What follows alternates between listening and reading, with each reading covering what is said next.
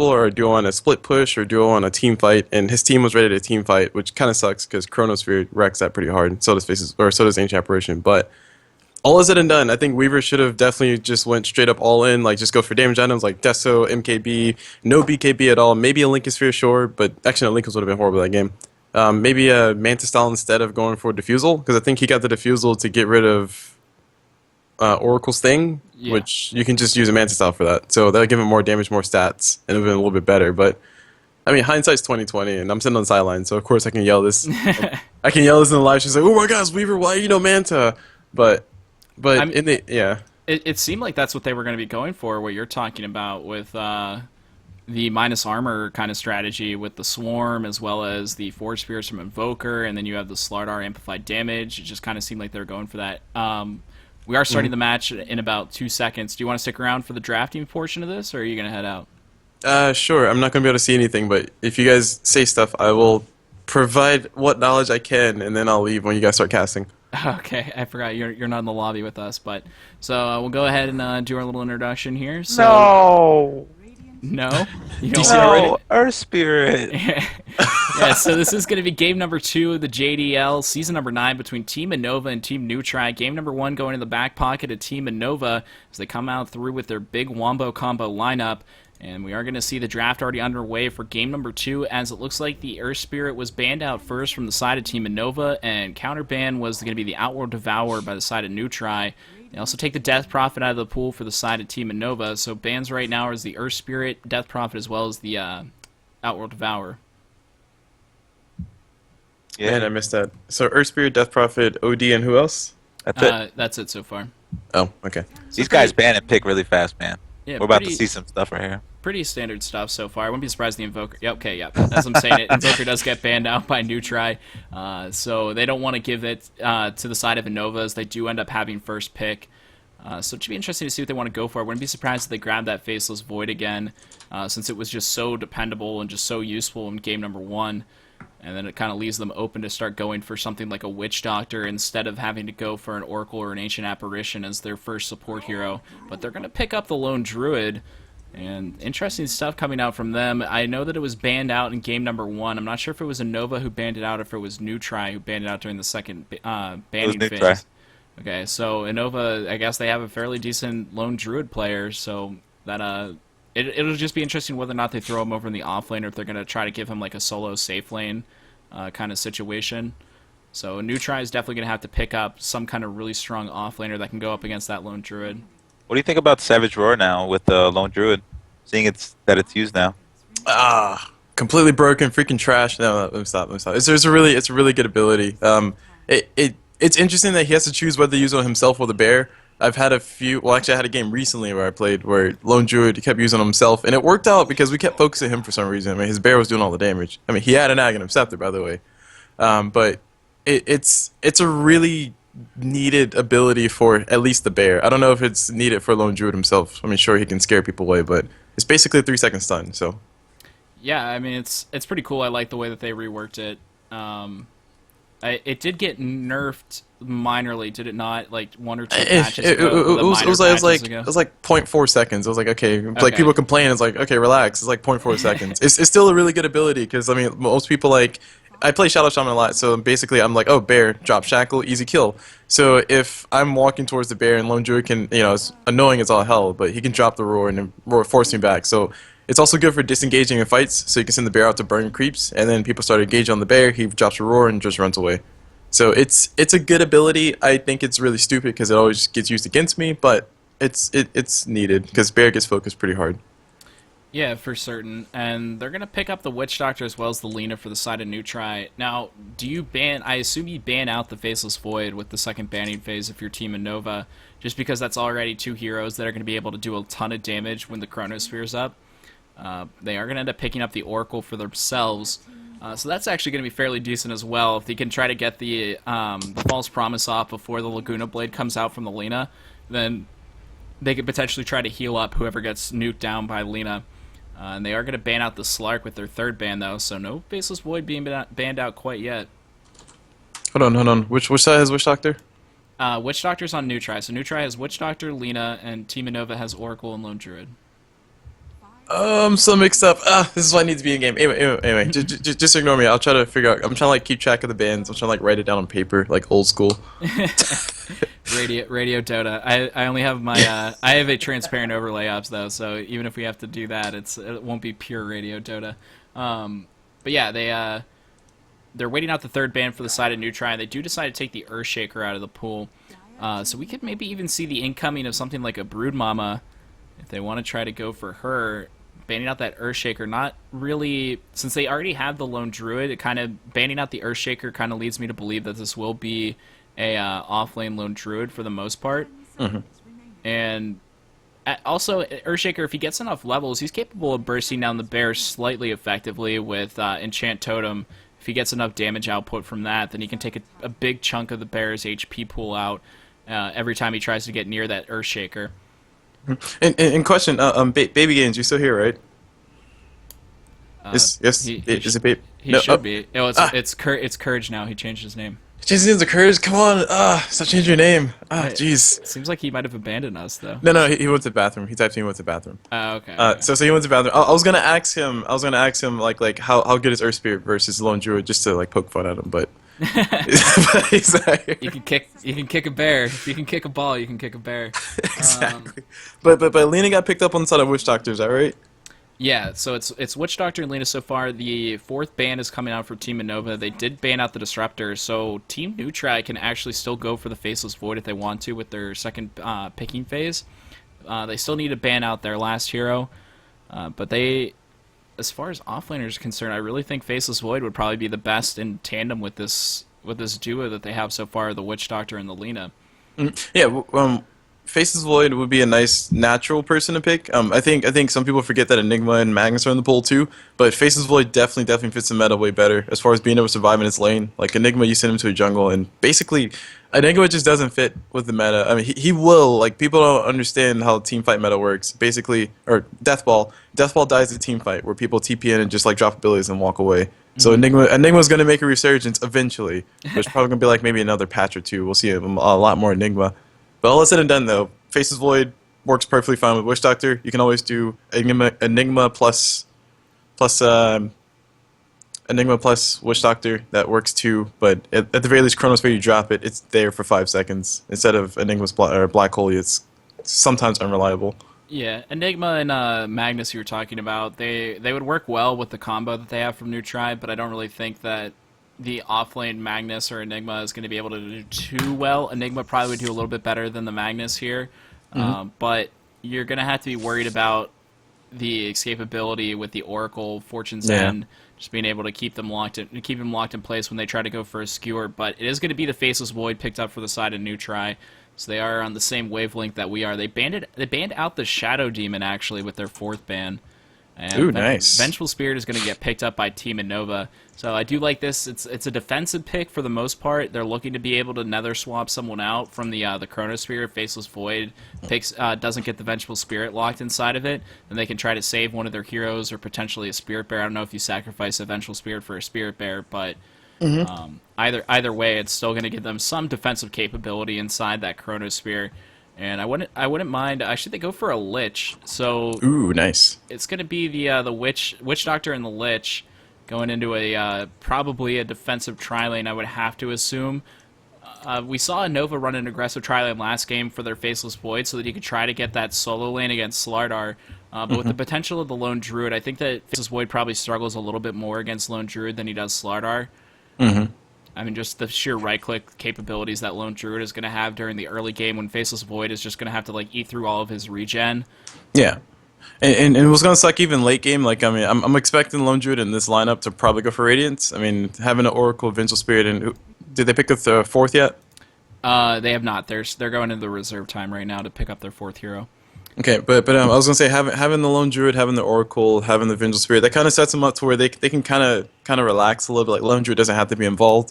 He might have enough room to farm. I'm just always edgy with Oracle because Oracle's so underwhelming. I mean, like his abilities sound great and his potential is really high, but in every game I've seen him played, and he kind of just like drops an ability, walks away, and like that's literally it. Where someone like Vengeful Spirit, she can get in there, drop a Wave of Terror, right click or two, then drop a stun, and then maybe swap somebody out. And Lich can be more active in my opinion than Oracle, but Oracle's damage output is really nice, so I can never count that out. He has a high skill cap, I guess, and maybe I just have yet to be impressed by Oracle. That's my personal thing. Yeah, I like him in like in the last match that we saw when they have something like a Bane and they have just hard, long duration lockdown that he can kind of purge that out. But I mean, the only one that he's really going to be able to get rid of too effectively is going to be Light Strike Array as well as the paralyzing cask, and that might not even completely get rid of it if the cask is still bouncing. They do end up picking up the Queen of Pain though for the side of Ooh. Team Innova.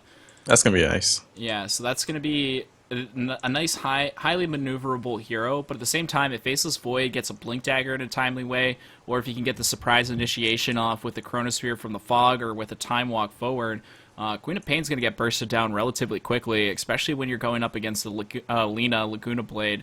And once she gets that Ag Scepter, Queen Quap's going to get bursted down very quickly inside a Chronosphere. You know, I didn't think about this, but on Shadow Fiend being banned out, that kind of points me to thinking of Ursa. With the lineup that Nutra have right now, they have a quite a bit of magical burst damage, and they have a wombo combo, so to speak, with the Faces Void, Chrono plus Lich plus Witch Doctor, Casket, Ulti. So they got a lot of stuff going for them. I'm only thinking Ursa because of Shadow Demon banned out, and Ursa, his problem is he gets kited, or maybe even a Sven. That might work out too. They could go But for an Anti-Mage as well. they go for an Anti-Mage? Potentially. I mean, really, Oh, yeah. Shadow Demon is pretty good against Anti-Mage just because you make illusions of him and then he just burns all of his mana off. But they end up going for a Phantom Assassin, so... Okay, that works. Yeah, Close enough. Yeah, I guess it's pretty similar that you don't want Phantom Assassin to get critted a bunch by your own illusions. Not that they'd be doing full damage, but at the same time, they... the one thing I'm worried about at the side of Nutri is this Phantom Assassin is really going to be reliant on just like throwing daggers out during these team fights when the Faceless Void is involved. And that usually the Phantom Assassin, that's what she's going to want to do anyways. Like, you don't want to be the first one to jump in as a PA unless you're being the ones that are the aggressors. But in any kind of reactionary fight for the side of Nutri, when the Chronosphere comes up, the Phantom Assassin might have a little bit more of a difficult time picking her target and being able to survive throughout the team fight and not being like caught in the middle of no man's land whenever the Chronosphere wears off. Yeah, and who's the last pick on Innova? Did Innova they get the last pick? They just picked Slardar, so Slaughter. He makes it in it anyway. Yeah, Goddamn Slaughter spammers. he got there. It's actually it's a role reversal. This one, the Faceless Void is now on Nutri, and the Slardar is on Team Innova. And it looks and the Oracle as well. Oh, Team Innova had the Oracle last match. They had Ancient Apparition and Oracle. But does look like we're loading into this one, and so I will thank you, Cool Blue, for joining us momentarily for that draft, even though you couldn't see it the entire time. You did a great job of following that one, and I appreciate your help. I know Juggernaut got banned. That's about where we're at right now.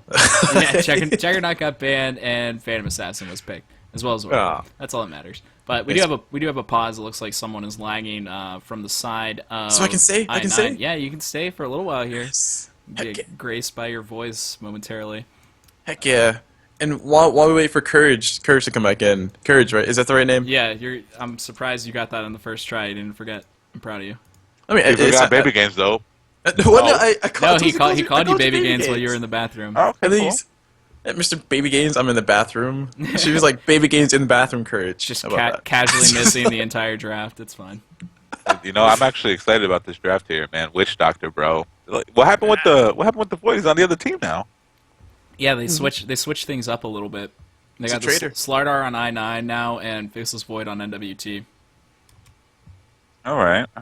They got a Gosh, few. dang They have a traitor. few stuns to stop the Death Ward. So hopefully they're going to be able to use this game. Yeah, Because usually when I see Witch Doctors play, man, it's one person with the stun and he never gets to the Witch Doctor. That's what's going to happen. So when we look at like team fights towards the mid game, I like the fact that NWT kind of has a couple answers to I9's lineup. Where if the Faceless Void gets a Chronosphere off and he forces the defensive swap from the Vengeful Spirit, then that means that the Witch Doctor is going to have a fairly decent time with his Death Ward. And then if not that, then the Faceless Void should be catching the Vengeful Spirit in the Chronosphere. And if there is no Slardar to get the Blink and the Crush over onto that Witch Doctor, then he's going to have a pretty full-scale Death Ward coming out from him, unless like the Spirit Bear sitting on top of him manages to get at Roots. You know, I like the whole Void pick and all, but if you think about it here, the player that was playing Void on I9 had exceptional ultis. Now, we have to expect that NWT is going to be being played by Duke in here, and hopefully he's going to be able to have the same effect that the Faceless Void did on I9, because as you know, anybody could really mess up an ult from Void, and obviously if it gets messed up, um, you have to be looking forward to I9 actually coming out and coming out with a Sonic Wave, and obviously in the back heels, Lone Druid's going to be coming out with his Baron trying to stun and everything. Yeah, that's definitely going to be something that we're going to have to look towards the mid game when these team fights start to break out. But we are going to be underway with this one, so go ahead and break down the lineups for you. For the side of I9 on the Dire side this match, it's going to be Eduardo on the Slardar. Looks like Sono is going to be playing that mid, Queen of Pain. Deeks on the support Oracle. Our local friendly Chinese characters over on the Vengeful Spirit. And the Crazy is going to be rounding out the lineup on that Lone Druid. And we have for NWT Lich being played by Gunmix. We have the Faceless Void being played by Dukin. We have the Phantom Assassin being played by Kuyo. We have Lena being played by Desire, and we have Witch Doctor being played by Ibex. Yeah, and they managed to find the Slardar who was going on a little bit of a warding run over inside the Radiant Jungle. They managed to take out about around half of his HP pool, and they're going to send him back to the well most likely so that he can start to try to regen up. If he does stick around here, he does have the Enchanted Mango in order to regen the damage that he took, but this is going to be Alina getting the bottom bounty rune. It looks like Quap will also be able to get the top one. What do you think about this tri-lane bottom? If they do decide to stick with it, because it looks like they've got Faceless Void sitting over here in the mid, they might just, they're definitely going to go for the sacrifice for the Lich. It looks like they're going to be running a 2-1-2 for the side of NWT. And it's going to be the Vengeful Spirit and the Lone Druid going up against the Lich and the Faceless Void, while the offlane Slardar will be going up solo style versus the Witch Doctor as well as the Phantom Assassin. And this is going to be pretty good for the Phantom Assassin during the early game at least. If they can force some kind of rotation out for the by the Witch Doctor, then that's going to be huge for the Slardar, and it's going to allow him to be able to shut down this PA in the lane. But they're already showing how much damage they can do over onto this Slardar as he ends up getting the Slithering Crush over onto Witch Doctor. He might actually be able to take him down, but the Fairy Fire is going to be there. They are going to have one more dagger available for the Phantom Assassin momentarily, but she needs to be able to get vision on him as the Healing Salve is going to be popped by the Witch Doctor now. And now they've boxed in the Slardar. He's trapped, but the Slithering Crush breaks open a little bit of an exit path, but now it doesn't matter as it looks like Ibex on that Witch Doctor, able to throw out the Paralyzing Cask and get the kill over onto that Slardar. His first blood goes the way of NWT. At what cost, John? At what cost? At what cost exactly? I mean, he was so close to getting it. Fairy Fire, pretty decent item it seems like, as we've seen so far, but it's going to be unfortunate for the side of I9 as they end up losing that offlane Slardar, but they do have the Oracle joining in with the Vengeful Spirit and the Lone Druid up in the safe lane for I9, and this is going to be able to hamper the farm of the Faceless Void pretty effectively once they start getting some of their nuke damage out, but they're going full pursuit for the side of NWT as they found out this Vengeful Spirit, and no lockdown is going to be available for the Oracle outside of Fortune's End. So they're not going to be able to get any kills up against the Faceless Void and the Lich, but they do have to play a little bit defensively to make sure they don't give any away themselves. I forgot to ask again. So whose lineup do you see actually taking the advantage this game and maybe possibly pulling through the win? I do like NWT's lineup just for the same reason I said I liked I9's last games, because they just have pretty big wombo combo potential that they can throw out. I think that I9 also has fairly decent fight, but they're going for Cool Blue was talking about it while you were in the restroom, and he was talking about how. Excuse me, I just completely lost my train of thought.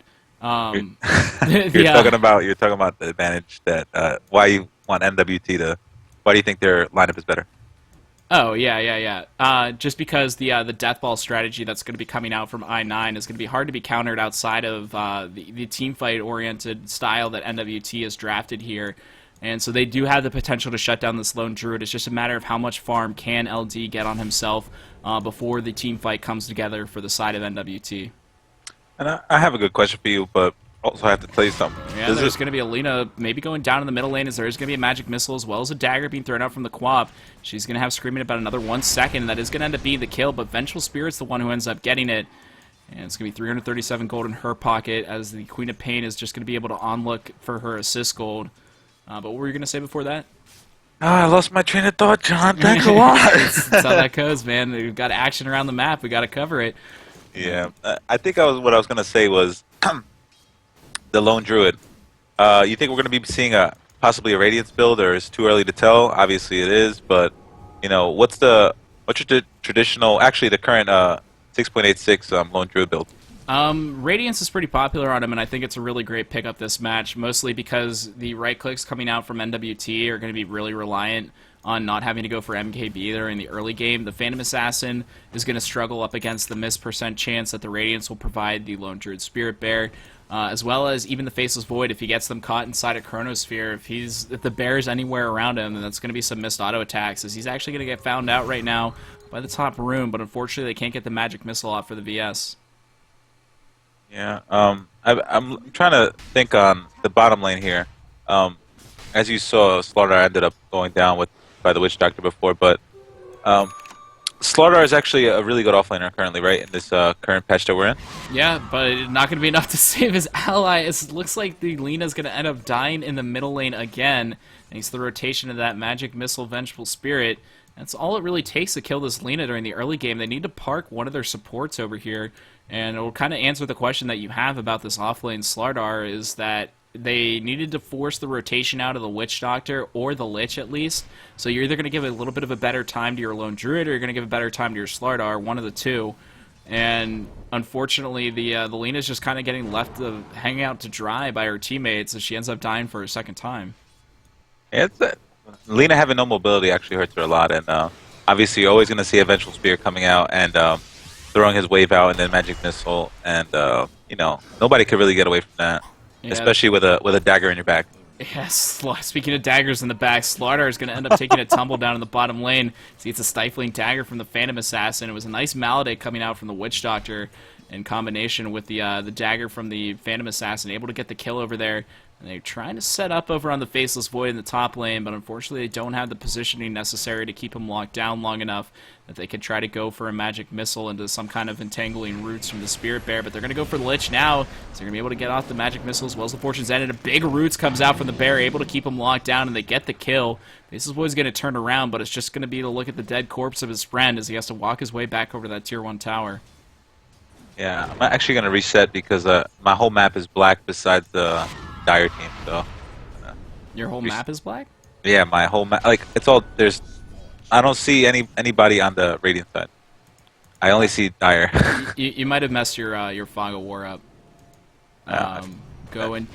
I'll have to tell you later, as they are initiating on the Lich right now. Fortune's End is going to be there, keeping him locked down in place. It does look like the Vengeful Spirit dropping low. Faceless Void wants to go for it. He needs to time walk defensively as he is rooted up by the Bear, but here comes the Witch Doctor. Gets the Paralyzing Cask off. Second bounce will go over to the Vengeful Spirit, but no more, as there is going to be a double stack over at that hard camp, making sure that it ends up eating a lot of the procs of that Paralyzing Cask, and they're going after the Witch Doctor now as they end up getting the kills. Lone Druid gets one more right click with the Spirit Bear, and now they're turning over onto the Faceless Void as they get the kill on him too, as a double kill for the Lone Druid. And Crazy is off the hook right now, going 2-0-2 at the moment, and the Oracle is also 2-0-2, so Deeks and Crazy just going ham in this off lane. Yeah, I'm resetting right now. There is I can't remember, if you go into the little, oh, never mind, you can't do that whenever the lobby's live. Yeah, I don't know what to tell you at the moment. You'll have to try to figure it out. Yeah, I'm just resetting it. Alright. It worked last time. No problem, but it does look like the Spirit Bear is going to get killed down up in the top lane. I believe that ended up going in the pocket of the Lich, who's sitting with an extra 300 gold right now. And checking out this mid lane, looks like Quap's at 26 and 16, 25 and 8 for the Lena, but she's sitting there with 2 death and is only just now getting her boots of speed, while the Quap has had hers for a little while. Actually relatively even on farms, so Lena has been farming pretty effectively after her deaths. And down the bottom lane, the Phantom Assassin does end up going for phase boots, as well as completing her Poor Man's Shield and having a bracer on top of it. So she could try to go for Drums of Endurance if she wants to try to boost up that mana pool. She's only working with around 390 at the moment, but she's level 7, so the crits are coming out, and the Slardar really needs to be careful. Anytime he gets near the creep wave, he's just going to end up eating a barrage full of stifling daggers from this Phantom Assassin, and if one of them ends up critting, then it's going to be the death of that Slardar.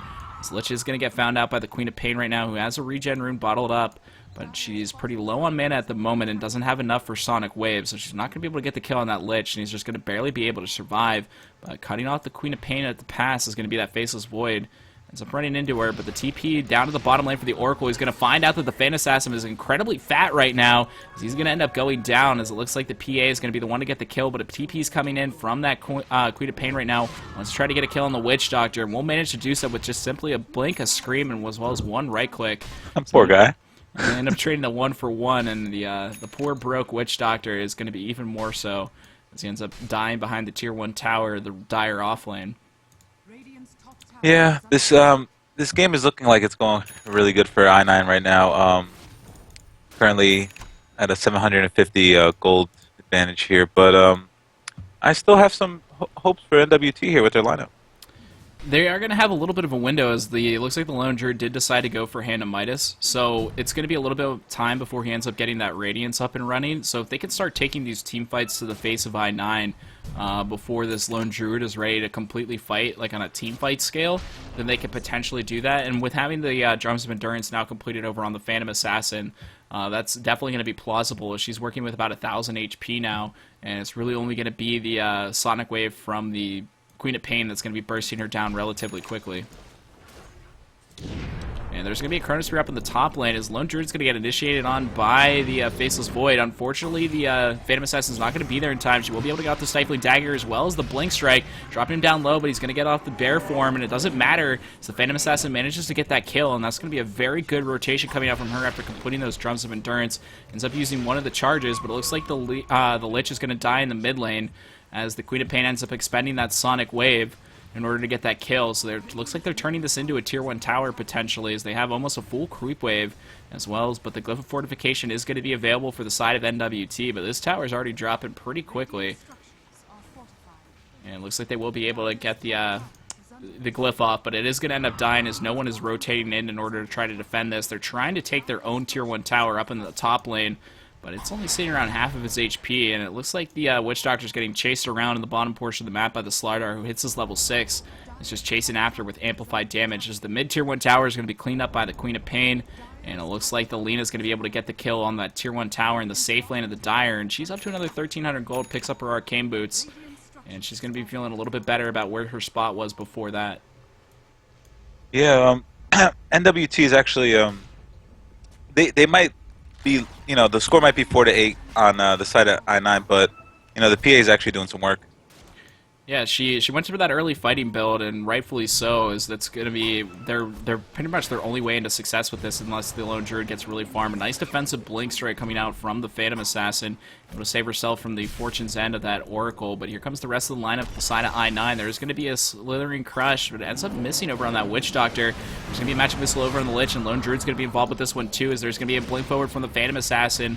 The Lich is already being taken out without dropping down the Chain Frost, and it looks like the Queen of Pain is going to get locked down momentarily thanks to that Paralyzing Cast, but she's going to be able to get off the defensive Blink. Here comes Lena, throws out the Laguna Blade over on the VS. She gets the Magic Wand charges off. She's going to be able to survive momentarily. Nice Slithering Crush is going to come out from the Slardar, but he's going to end up dying after the fact, and Phantom Assassin's on a cleanup spree right now. She's going to be able to get the kill on the Slardar as well as the VS, but they clean up the Witch Doctor in the backlines. That engagement, the Chronosphere is going to be expended by the Faceless Void now too. PA is going to be able to get a triple kill over onto that Oracle, and she wants to be able to get more, but it looks like it's going to be the Lich who comes in after that respawn timer, ends up getting that Frost Blast off. Now they're turning their sights over on the Invoker. Chain Frost is going to be expended over onto him, only one bounce from it, but it doesn't matter, as it looks like the Lich is also going to be able to get the cleanup kill on that. A double kill comes out for the Lich, and a triple kill for the Phantom Assassin, as we find ourselves at 10-9 at 12 minutes and 11 seconds into this match, and which about a 2,500 net worth swing in the favor of NWT, when they were only working with the 2,000 gold deficit before that, and is now going to be in their favor, as we see that we talked about why they are going to have a little bit of a window of opportunity with the Lone Druid going for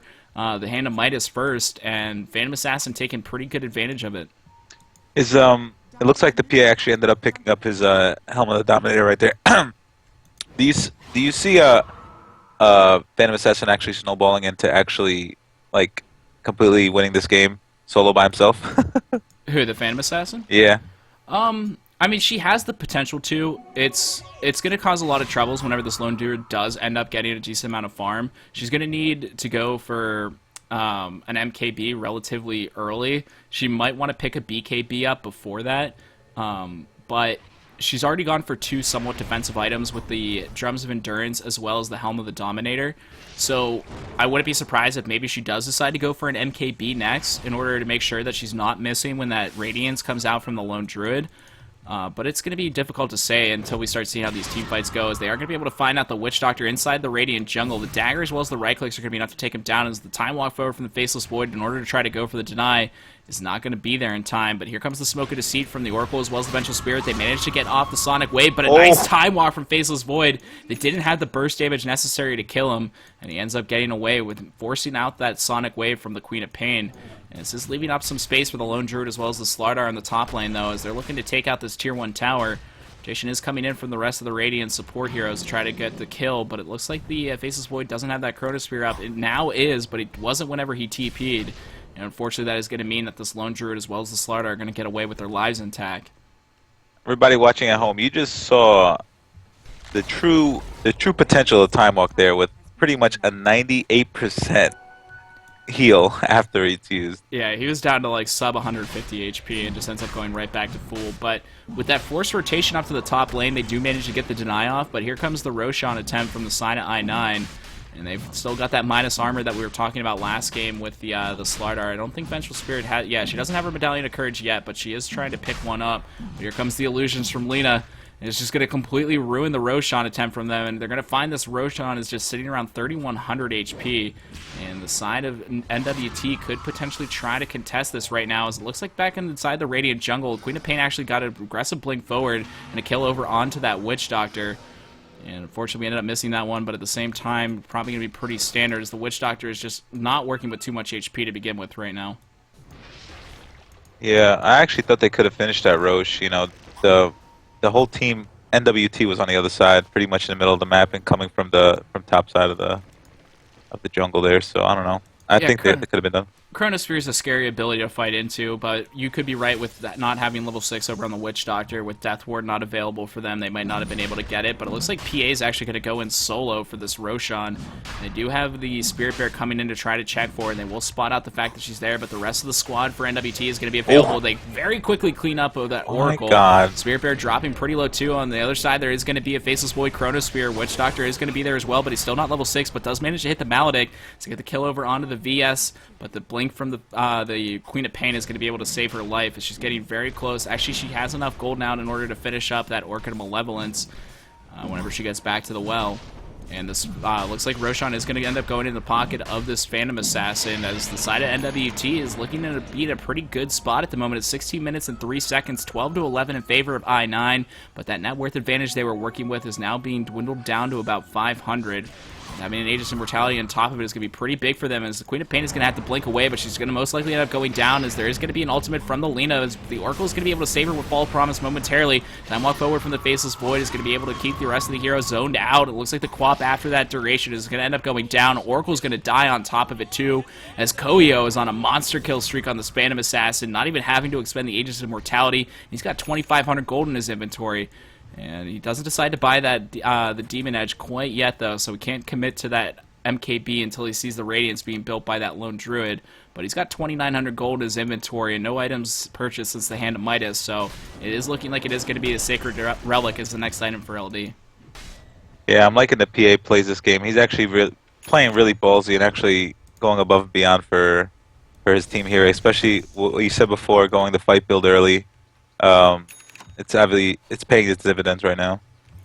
Yeah, there is going to be an Aether Lens picked up by the Lina as well. She's got another Staff of Wizardry in her stash on top of it, so it looks like Eul's Scepter is going to be her second item of choice. But the Slardar manages to pick up his Blink Dagger, and Lone Druid should be getting close to having that completed Sacred Relic. He's only about another 550 gold away from having that done. Lich does manage to complete a mechanism, so when you get a double kill Lich in a mid-game team fight, then that's how you get a pretty timely mechanism here. There's going to be some damage thrown out over onto the Phantom Assassin. He's going to reinitiate over on the Quap, and he gets the kill! Oh, man. Poor Quap there. Just ends up getting critted by the dagger as well as the right-click of the Phantom Assassin, and ends up turning that into a Tier 1 tower on top of it. And this Phantom Assassin is looking fatter than all hell, and she ends up grabbing a Yasha and still has another 2,000 gold in her inventory, too. Sanjay Yasha build, huh, John? Yeah, it's looking like it might end up being a Manta style, since the Queen of Pain is going for an Orchid of Malevolence, so I think Manta style would be pretty useful in that sense. But if she does want to go for even more mid-game team fights, she could go for the Sage and Yasha, but Orchid would probably end up being her item of choice here. But she's still working on completing it. We talked about how whenever she was walking back to the well that one time, whenever she got back, she'd have enough gold. But unfortunately, she ended up dying before that happened, and now she's still sitting in another 400 gold away from having it completed, as the Manta-style recipe is going to be purchased up by the Phantom Assassin. Only needs about another 800 gold before she has that ultimate, or 600 gold, excuse me, until she has that ultimate orb finished. And that's going to be pretty scary for the side of I9. Until this lone druid ends up picking up that radiance, it's going to be a lot of damage coming out from the Phantom Assassin, with the initiation over on Delina in the mid lane from the Slithering Crush, as well as the Blink Dagger initiation. But it doesn't matter, as there's going to be a big Laguna Blade to the back of the head of the Slardar, as he ends up taking that double tap in order to die. And now it's VS that's being hunted down by the Phantom Assassin. He's going to get found out, ends up eating a magic missile. There is going to be an Oracle there in order to try to save her with False Promise, but they're doing a lot of damage, as well as the Oracle getting stunned up now too. They're going to turn their attention over to him, trying to get the kill. They will manage to do so, but full heal over on the VS keeps her alive momentarily, but the tier 1 tower has gone down, and the Phantom Assassin continues on her merry ways as the kill goes in the pocket of the Lich. And this Phantom Assassin now is enough to have a completed Manta style too. Do you see anything stopping this PA at this current time, besides the radiance coming from the lone druid bear? That's really their only hope at this point. I mean, with having let's see, she's put 3 points over into Blur, so she's working with 40% evasion at the moment. So even if she's missing her auto attacks, the lone druid and the Slardar are going to be missing their auto attacks too. They have a lot of minus armor from the side of I9, which now the PA can dispel with Manta style. So amplified damage, while if they do manage to get it in the correct time, is going to be pretty impactful in killing that PA. In combo with the Wave of Terror, as well as the Medallion of Courage from the Vengeful Spirit. If she just manages to get a Manta style off right after that, it's going to be pretty unimpactful, and she can just turn around and start doing PA things and critting things to death.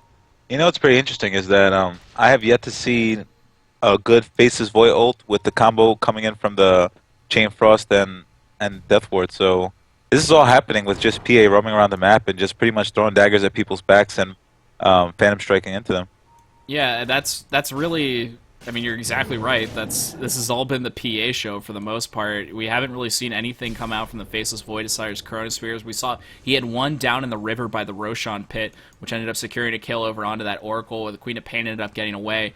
There is going to be a pause momentarily, but the one thing I was going to say is that the side of NWT still has to worry about the split poop potential that a lone druid can present to the table. They need to start taking away the map control of I9 a little bit more quickly. These kills are great, and it's awesome for the Phantom Assassin to start moving ahead in the net worth, as she is sitting a little decent far away from the lone druid. Looks like a solid 2,400 ahead of him. But at the same time, the Queen of Pain has her Orchid completed, and so they're going to be able to have decent team fight now. And the lone druid, if they can manage to like kind of scrape by and have some even exchanges during team fights that don't involve the lone druid while he split pushes around the map, you could all of a sudden find yourselves like getting raxed while you're trying to look for a good team fight initiation, and you're not taking towers on top of it as well. So don't count on I9 just quite yet, despite the fact that this Phantom Assassin is just kind of just rolling face at the moment. They still have that many facets that they could try to fill in order to make sure that they can come away with a victory in this one. Yeah, but if you think about it here, like, PA is just on the front line right now. They still have a whole back pocket going here with, like I said before, the Lich and the Void and the Witch Doctor here. Yeah, absolutely. I mean, so you're definitely right there. So you have a plan B just in case, just like I9. Obviously, their plan A is not really working out for them so well, and maybe they will be forced to do some Rata Dota, what I mean, with the lone druid. But NWT does have a big play in their back pocket here whenever they want it to actually work out.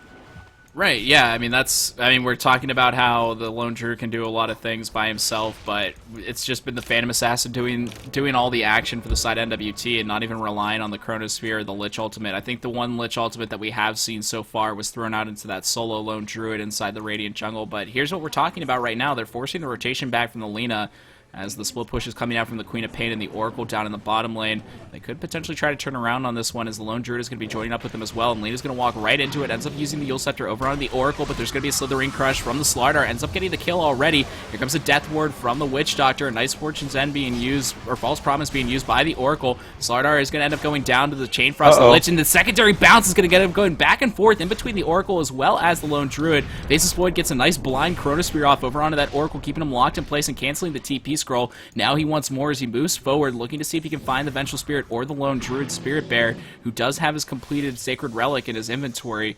And they do end up trading a 2 for 2, the mid Lina and the support Witch Doctor in exchange for the Slardar and the Oracle. But all the meanwhile, that tier 1 tower up in the safe lane of the Dire end up going down. I don't believe any heroes ended up getting the kill on it, but at the same time, this Phantom Assassin is even getting larger and larger with another 1,600 gold in her inventory. No items in the courier at the moment. And she's got herself a little Satire Banisher to purge herself if she ends up eating too many debuffs. So now not only does she have the Manta style, but she also has that Satire Banisher in order to purge a lot of the abilities that I9 is going to be throwing her way. They end up finding out one of the illusions, and Magic Missile comes out from VS, but you can't really get any kills from an illusion anyways. As the Blink Dagger also being completed by the Faceless Void now too. He's got Vlad's Treads and a Blink Dagger. And Wilson, this could be what you were talking about with the initiation from the combo of the Faceless Void and the Lich, as well as the Witch Doctor. We might finally get to see it in action. And look, the Lich ended up buying a smoke, so it looks like they're going to actually go for it, as they possibly see these guys coming top right now. Yeah, she's even got Guardian Greeds over in her inventory too, so this is a very fat Lich for 22 minutes. And checking the net worth graph, it is sitting around 5,000 in favor of the side of NWT, so that is by no means an insurmountable amount of net worth that they have to try to overcome for I9. They can just win a couple team fights, they'll definitely be back in the driver's seat and putting NWT on the back burner as the Phantom Assassin. And without having farm and without being able to snowball like this as she's doing, she definitely loses a pretty fair significance of her impact in these team fights. And so we'll see exactly what ends up happening here. And it looks like they're trying to make what looks like the second to last stand almost for the side of I9, as they're all grouping up at this top tier 2 tower in the Radiant off lane, but it doesn't look like they're getting overly aggressive with it, even despite the fact that the Lina and the Witch Doctor were showing down in the bottom lane. I think there's a smoke coming here from Lich. I think they're going to, as soon as they see them top, they're going to end up smoking here. They're going to meet up in the jungle.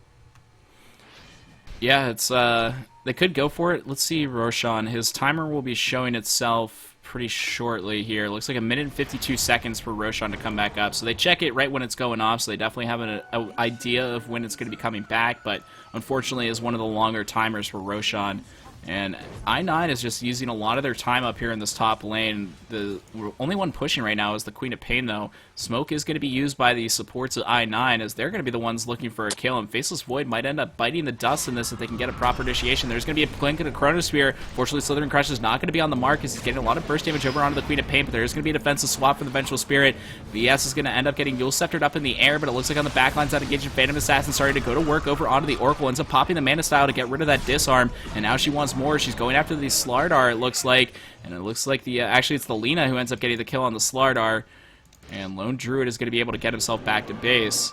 So it ends up being a 3-for-0 exchange in favor of the side of NWT, and about a 1,900 net worth exchange in their favor too on top of it. Looks like Queen of Pain's coming for some sloppy seconds over here.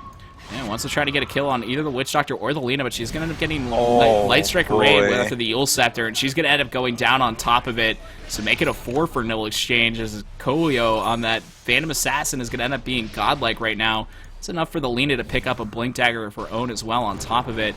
And the Phantom Assassin also picked up a Skull Basher in between those two team fights, so she's even scarier than what she was before, putting out over 200 or 180 damage without being able to crit. So it's going to be pretty terrifying for anyone outside the Lone Druid on the side of I9. Slardar, I guess, could maybe survive momentarily, but he's only working with about 1,092 HP and decides to go for a 4-staff after the Blink Dagger. So he already picks up the Staff of Wizardry, but it's going to be a while till he has that. And we saw it during the last team fight.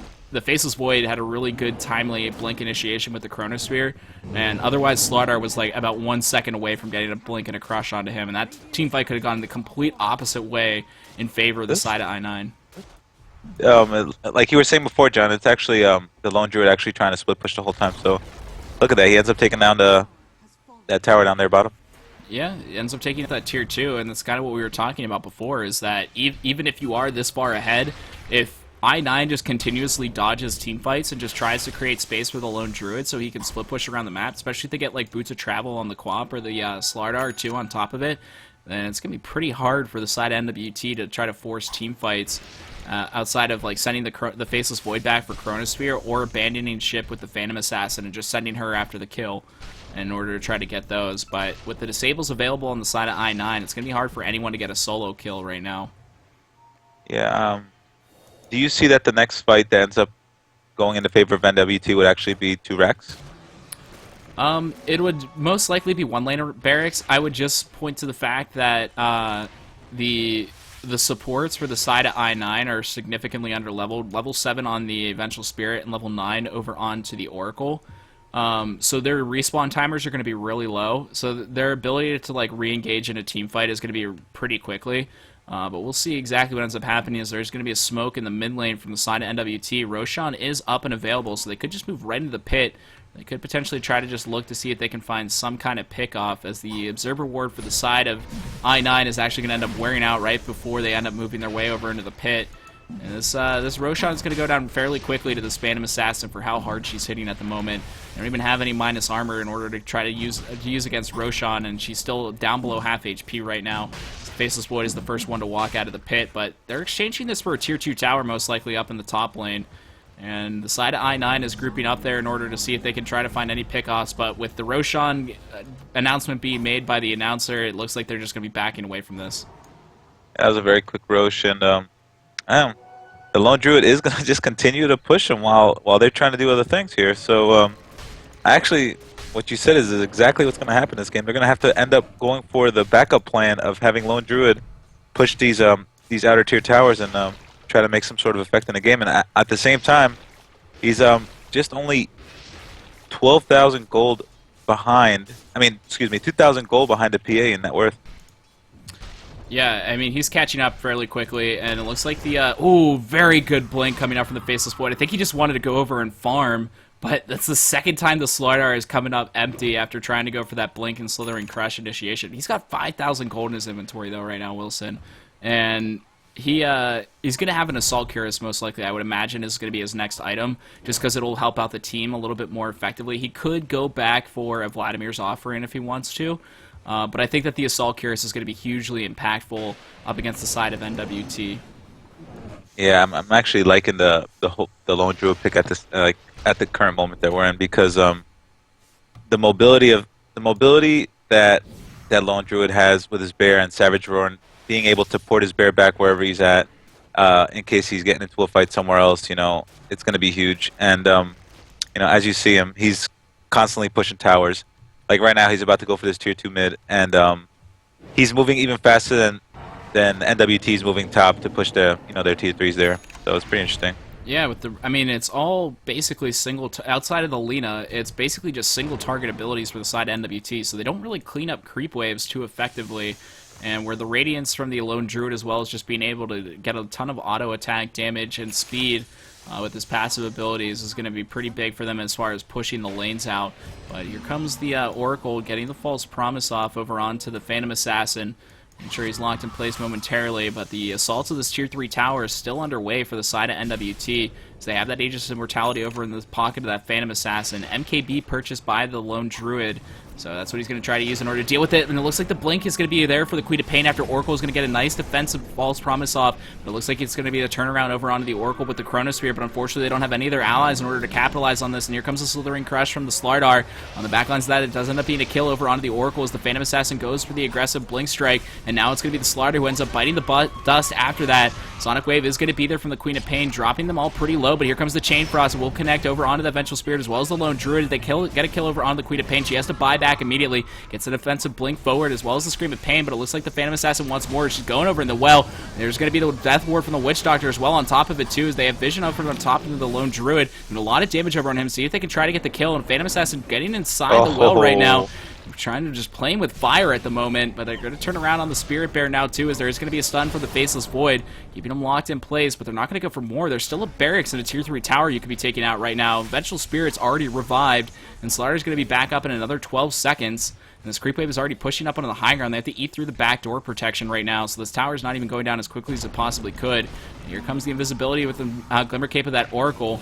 They're going to be able to get the initiation over onto the Vengeful Spirit, though, as she ends up dying on top of the death that she had before. So just comes back to life and just dies again. A nice 3-man crush coming out from the Slardar, though, making sure the Spirit Bear survives momentarily. It looks like the Lina's going to be able to get that cleanup kill with the Dragon Slave. She's out of mana at the moment. And they are still sticking around here right now. Oh my god, that dagger into the crit over on that Oracle just completely blew him up, not even capable of getting the disarm off. And this is going to definitely be the melee as well as the range barracks going down. They do have to be wary some in about 5 seconds that Queen of Pain is going to be reviving, and I don't think that they're going to have the push potential and the HP and the mana sustain to stick around here, but they might end up pushing their luck as they are still sticking around over towards this middle lane. Phantom Assassin still has that Aegis Immortality, and it looks like the tier 3 is going to start getting knocked down next in favor of the side of NWT as I9 is trying to defend their base with no Spirit Bear for another 40 seconds, it looks like. Is he back in the base? Nope, he's just dead. So yeah, man. Guardian Greaves. Yeah, they have the Guardian Greaves in the Lich is going to keep them all back up to full HP. There's going to be, oh my god, that Yule Scepter. Wow. That was ungodlike reaction speed coming out from the Lina, and a big Chronosphere coming out from the Faceless Void as well. Able to catch out 4. There's going to be a Chain Frost as well as the Death Ward on top of it, and Faceless Void's going to be able to time walk forward in order to try to go after that Oracle, starting to heal himself back up. Phantom Assassin's going to get overly aggressive inside the well again, but it doesn't matter as the Queen of Pain's going to end up dying on top of it too, and GG is going to be called by the side of I9. And a remarkable game coming out from the side of NWT after getting destroyed in game number 1. They just come back in full spades for game 2 and just showing just how strong their Phantom Assassin play is. And that was basically the Phantom Assassin show for the most part there. The PA party right there, boys. 15-0-12 finishes with 619 GPM in 32 minutes and 56 seconds. This is pretty ridiculous how aggressive they were and just how successful they were with just having that dual lane with the Phantom Assassin. And they sacrificed their Lina in the mid lane in order to do so, but even she ended up coming back towards the end off the back of that Phantom Assassin. Yeah, at some points I was thinking the Lone Druid's actually going to come out and, like you said before, come out with maybe that was their plan A the whole time, actually having a split pushing Lone Druid and being able to create space for the rest of the team. Actually, excuse me, the whole team created space for Lone Druid. But the PA took off and didn't stop. And like I said before, and like we both said, Faceless Void had a backup plan with his Chronos and obviously with the Lich and Witch Doctor there to support him there. But, nothing could have stopped the PA. I don't know. What do you think, John? They would have probably had to have gone for something like an aggressive tri-lane in order to shut her down. I don't think anyone can really predict that the PA is going to get that aggressive. There was, I guess, some misplays in the early game with the Slardar giving first blood up when he tried to go man mode up against that Witch Doctor, which set him back a little bit. So if he was a little bit higher level, then whenever they forced the rotation out of the Witch Doctor, then he might have been able to go man mode against the Phantom Assassin a little bit more effectively. But really, like I said, they sacrificed the Lina in the mid lane by keeping that Witch Doctor down in the bottom lane to protect the PA, and it just ends up paying off huge dividends. So there's not a lot they could have done other than maybe try to run an aggressive tri-lane in order to shut that PA down during the early game. Yeah, I expected a lot coming out of I9 after completely dominating the first game, but they actually couldn't answer to the PA. They had no answer to him.